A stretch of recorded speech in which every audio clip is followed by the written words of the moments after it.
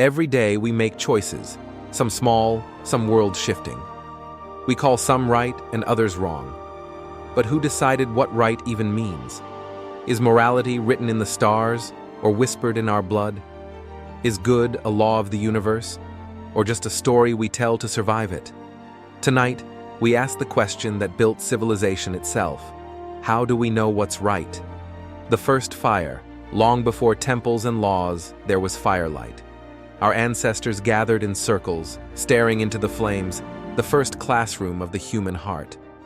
When a hunter shared food, when a mother protected the weak, something wordless stirred. Approval, belonging, trust. Morality began not with commandments, but with survival. To live together, we had to care. Evolution carved empathy into our bones. Cooperation was not virtue, it was adaptation. The good was what kept the tribe alive. Yet even then, we began to sense something deeper. A quiet voice saying, "This matters." The voice of the gods. When thunder roared, when rivers flooded, humans sought meaning in chaos. Morality found its first author, the divine. The gods saw everything, judged everything. Their gaze turned fear into conscience. From the 10 Commandments of Moses to the Ma'at of Egypt and the laws of Manu in India, humans claimed their moral compass came from the heavens. But as we obeyed gods, we began to wonder, were we listening to something sacred outside us or to something sacred within? The birth of conscience. Socrates walked the streets of Athens asking questions that stung. What is justice?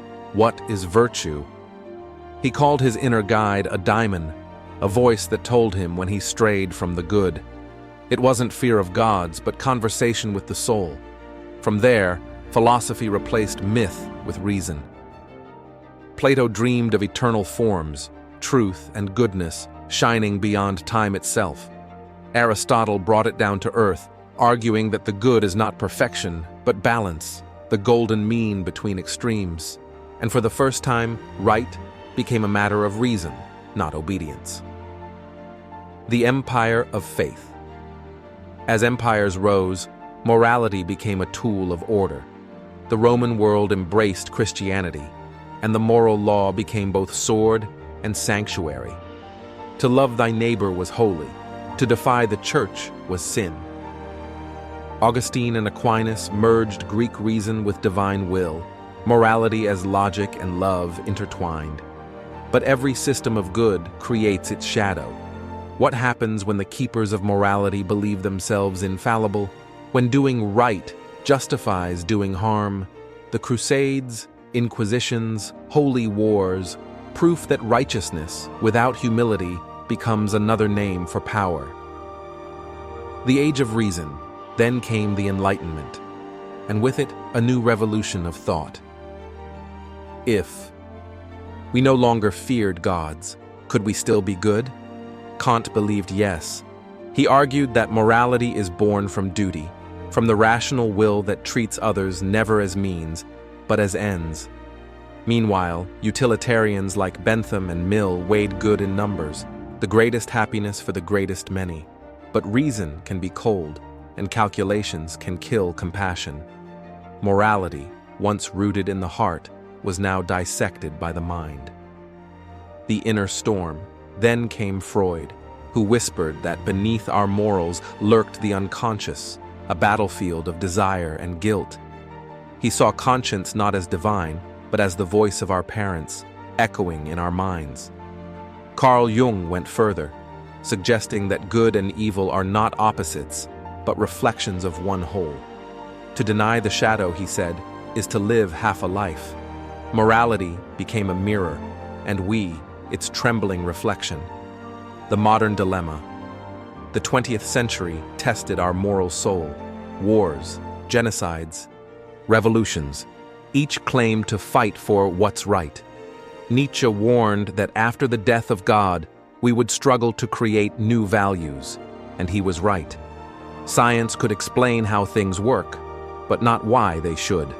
The question of good lost its center. Morality became fragmented, personal, cultural, digital. Now, each of us carries a private compass spinning in a storm of information. The moral mind. Modern science returned to the question in its own language. Neuroscientists discovered empathy lighting up in the brain, mirror neurons that let us feel others' pain. Psychologists like Jonathan Haidt found that moral instincts differ across cultures. Some value care and fairness, others loyalty, authority, sanctity. We don't reason our morals. We feel them first, then justify later. Morality, it seems, is less a rule book and more a heartbeat, a rhythm older than thought itself. The digital courtroom. Today, morality is everywhere and nowhere. The internet made us all judges. We praise, condemn, cancel, and forgive with the tap of a screen. Every opinion demands allegiance. Every mistake becomes eternal. We call it accountability, but often it's outrage dressed as virtue. In this endless courtroom, doing good becomes performance. We seek to appear righteous, not necessarily to be it. And the ancient question returns, now filtered through pixels. Are we doing right, or just seeking approval? The price of certainty. Certainty feels safe, but moral certainty can blind us. History shows that every empire, every ideology, believed itself righteous as it burned its enemies. Morality without humility becomes tyranny. The philosopher Isaiah Berlin warned that human values are plural. Many goods can coexist and sometimes collide. To live morally is to navigate tension, not erase it. The mature conscience is not one that knows all answers, but one that keeps asking the questions. The compass within. So, if morality isn't divine command or social rule or chemical reflex, where does it live? Perhaps in awareness itself. In the moment we pause before acting and listen. Beneath reason, beneath culture, there is stillness. A small, clear knowing that whispers, "This matters." The poet Rumi called it the field beyond right and wrong, where the soul meets the truth directly. Morality, then, may not be a system to follow, but a sensitivity to cultivate. The fragile balance. Every moral choice is a balancing act between self and other, freedom and compassion, justice and mercy. To do what's right is rarely simple. It demands the courage to act and the humility to doubt. We are moral creatures not because we always know the good, but because we never stop searching for it. It is our burden and our beauty. The Age of Awakening. Across the world, voices rise for justice, equality, and truth. Each movement speaks its own language of right and wrong. Some say we are more divided than ever, but perhaps we are only becoming more awake. To question morality is not to lose it, but to refine it.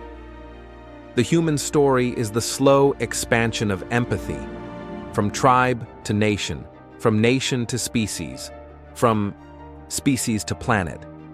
Every generation redraws the moral circle, and the question, what is right, remains our most sacred inheritance. The mirror of choice. Every choice we make reflects the world we believe in. Kindness is not weakness, it is architecture.